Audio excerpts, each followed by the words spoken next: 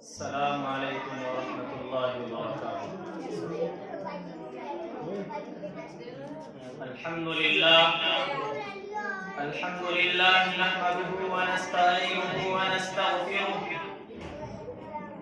ونؤمن به ونتوکل علیہ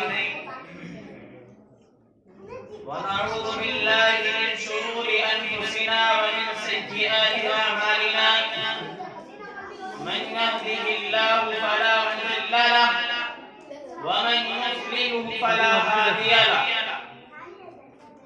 ونشهد أن لا إله إلا الله وحده لا شريك له ونشهد أن سيدنا وحبيبنا وسندنا وشفيعنا وإمامنا ومولانا محمدا عبده ورسوله صلى الله تبارك وتعالى عليه وعلى آله وأصحابه وذرياته وبارك وسلم تسليما كثيرا كثيرا. أما بعد فأعوذ بالله من الشيطان الرجيم. بسم الله الرحمن الرحيم. فلولا نفر من كل فرقة منهم طائفة ليتفقهوا في الدين ولينذروا قومهم. صدق الله العظيم. وطن کا ذرہ ذرہ ہے یہاں اس بات پر شاہد، وطن کا ذرہ ذرہ ہے یہاں اس بات پر شاہد کہ مدارس کے سکوت اس ملک کے جانباز غازی ہیں. سیاسی کھیل ہے ورنہ دشمن بھی یہ سمجھتا ہے، سیاسی کھیل ہے ورنہ دشمن بھی یہ سمجھتا ہے کہ اسلامی مدارس مرکز کردار سازی ہے. محترم بزرگوں، دوستو اور مہمانان کرام، اللہ تبارک و تعالیٰ کا بڑا احسان اور کرم ہے کہ اس نے ہمیں یوم آزادی کے موقع سے نوازا، اور سب سے بڑا کرم یہ ہے کہ اس نے کچھ دیر کہنے اور کچھ دیر سننے کی توفیق مرحمت فرمائی. دعا کریں کہ اللہ رب العزت والجلال صحیح صحیح کہنے اور صحیح صحیح سننے کی توفیق مرحمت فرمائے. محترم بزرگوں اور دوستو، ہندوستان کی سرزمین پر انگریزوں کا ناپاک سایہ پڑا، پورے ملک میں فرنگیوں نے اپنا جال بچھایا اور وہ اپنی شاطرانہ چالوں سے برسر اقتدار ہوئے. ملک کے ہر خطے پر آن کا تسلط ہوا. انگریزوں نے باشندگان وطن کے گلے میں محکومی غلامی کا پھندا ڈالنا شروع کر دیا. ملک کی معصوم اور پاک باز خواتین فرنگیوں کی عیاشی کا شکار ہونے لگی. ان کی عزت و عظمت کی چادریں انگریزوں کی عزت پرستی کا نشانہ بن گئی. انگریزوں نے باشندگان وطن کو خون کو اپنے پسینوں سے کمتر خیال کرنا شروع کر دیا. تو اس وقت ہر ہندوستانی کے دل میں انگریزوں کی سپاہ کی انگریزی سے رہائی اور طوق غلامی سے نجات کا جذبہ پیدا ہوا. ہر شخص پر سر پیکار تھا، ہر طرح کی جانی مالی قربانی پیش کرنے کے لیے تیار. استقلال و حریت کی خاطر سرفروشی کی ملکی تحریک چلائی گئی اور ہر شخص ہی کہتا نظر آیا کہ سرفروشی کی تمنا اب ہمارے دل میں ہے، سرفروشی کی تمنا اب ہمارے دل میں ہے. دیکھنا ہے زور کتنا باز قاتل میں ہے. لیکن وہ قوم جس سے انگریز حکمراں کاٹتے تھے، وہ معاشرہ جو فرنگیوں کی آنکھ کا کاٹا تھا، وہ برادری جس کا وجود انہیں بے چین کیے دے رہا تھا، وہ پارٹی، وہ جماعت جس کے اتحاد اتفاق سے فرنگیوں کے لیے حرام تھی، وہ پارٹی جس کا عزم استقلال سے انگریزوں کا پایا تخت لرزا کا تھا، وہ یونین جس کے دمخم سے برطانوی ایوان میں کلبلی مچی رہتی تھی، وہ فریق جسے انگریز نے اپنا دشمن منتخب کر رکھا تھا، وہ گروہ جسے انگریز اپنے مد مقابل اور سب سے بڑا حریف خیال کیا کرتا تھا، وہ نیک جس کی شجاعت و جواب مردی ضرب المثل بن چکی تھی، وہ صرف اور صرف اس ملک کے باعزت بلند ہمت اور عظیم المقاصد مسلمان تھے،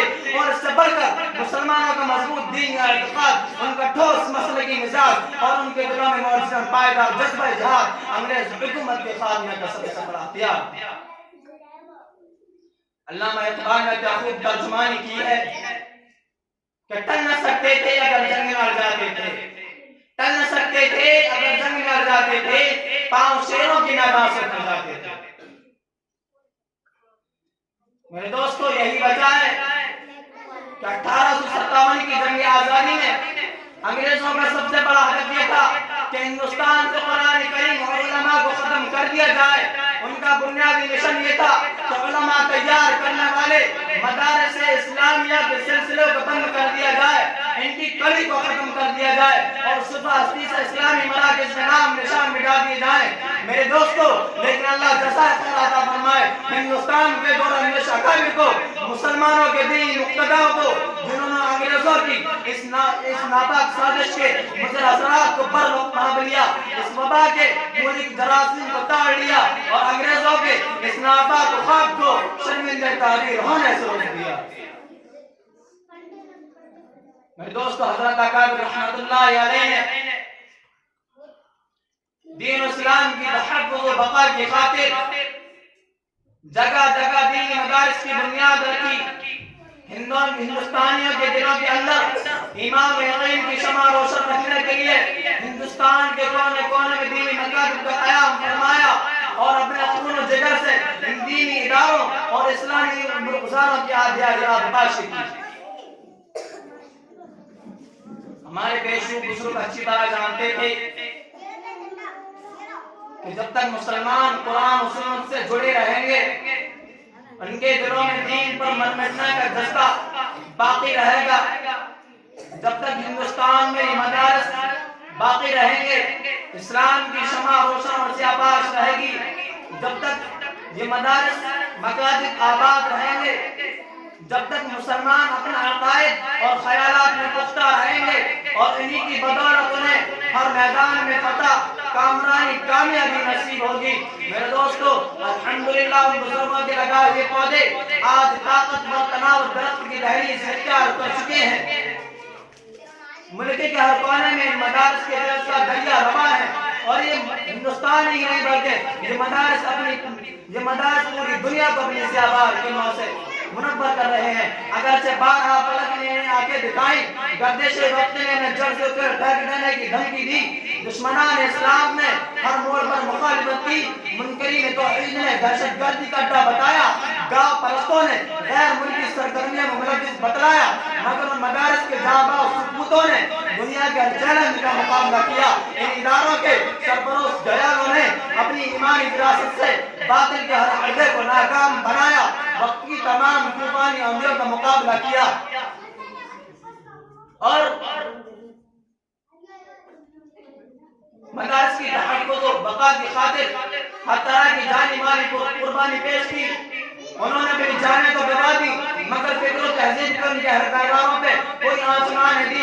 علم و ہنر کے ان سب سزاروں کو کبھی سوکھنے نہیں دیا اور دار و رسم پر چڑھنے کے بعد بھی، پھانسی کے پھندے پر لٹکنے کے بعد بھی انہی اداروں اور اسلامی قلعہ کے گیت گایا۔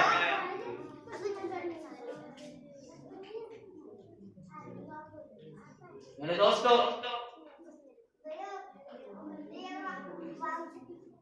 ان مدارس مکاتب کی اہمیت افادیت میں آپ کو کہاں تک بتاؤں۔ حقیقت یہ ہے کہ علامہ اقبال ترجمانی کرتے ہوئے کہتے ہیں کہ نقش توحید کا ہر دل پہ بٹھایا ہم نے، نقش توحید کا ہر دل پہ بٹھایا ہم نے، زیر خنجر بھی یہ پیغام سنایا ہم نے۔ ان مدارس مکاتب کی اہمیت اور حقیقت تو یہ ہے کہ انہی مدارس کی بدولت ہمیں ایمان نصیب ہوا، انہی مدارس سے ہمیں وحدانیت کا درس ملا، انہی مدارس کے تو پھر اس ملک میں مسلمانوں کا تشخص اور امتیاز باقی ہے. اگر یہ مدارس نہ ہوتے تو قسم خدا کی آج ہمارے دلوں کے اندر ایمان نہیں ہوتا, آج ہم مسلمان نہیں ہوتے, ہم کسی کی غلامی کر رہے ہوتے, کسی مندر کا گھنٹہ بجا رہے ہوتے. اگر یہ مدارس نہ ہوتے, انہی مدارس نے گم گشتارہ لوگوں کو کفر و ضلالت کی عمیق کھائی سے نکال کر ہدایت و روشنی کے مرغزار ملا کر کھڑا کیا, اور یہیں سے کشنگا نے مارے کوئی کو یقین کا آگے حیات تقسیم. دنیا کے کسی بھی کونے میں آج جو اسلامی علم لہرا رہا ہے, ایمان یقین کی شمع جل رہی ہے, علم و حکم کا دریا بہ رہا ہے, وہ انہی مدارس کا احسان اور ان کی دین ہے. لیکن آج ان مدارس کو دہشت گرد کا اڈا کہا جا رہا ہے. ارے غدار تم ہو, غدار ہم نہیں. اگر ہم غدار ہوتے تو 1,395 علماء کرام پھانسی کے پھندے پر نہیں لٹکتے. میرے دوستو, آپ دیکھیے کہ مسلمانوں کی تعداد کتنی ہے اور دیگر ادیان مذاہب کتنے ہیں. مسلمانوں کی تعداد 61,395 ہے آزادی میں سر کٹانے والوں کی, اور باقی سب کی 33,905 ہے. باقی ادیان مذاہب ہمارے مقابلے میں آگے ہیں, پھر بھی آج ان کو دہشت گرد کا اڈا کہا جا رہا ہے. ان مدارس کو دہشت گرد کہا جا رہا ہے. اس بزم جنوں کے دیوانے ہر راہ سے پہنچے یزدان تک, اس بزم جنوں کے دیوانے ہر راہ سے پہنچے یزدان تک. انعام ہمارے افسانے دیوار چمن سے زندہ تک, 100 بار سوارا ہے ہم نے اس ملک کے جاسوس پر ہم کو, یہ اہل جنوں بتلائیں گے کیا ہم نے دیا ہے عالم کو.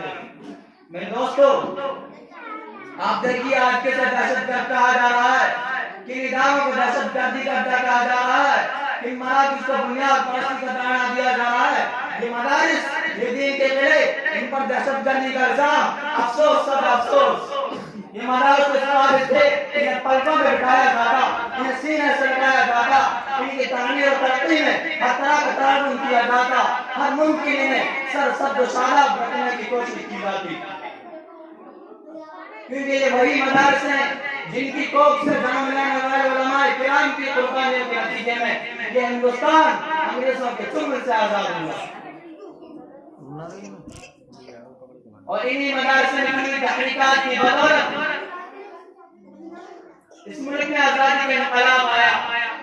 ان مراکز کے جاباز سپاہیوں کی جدوجہد کے بعد باشندگان وطن نے سکون و راحت کا سانس لیا.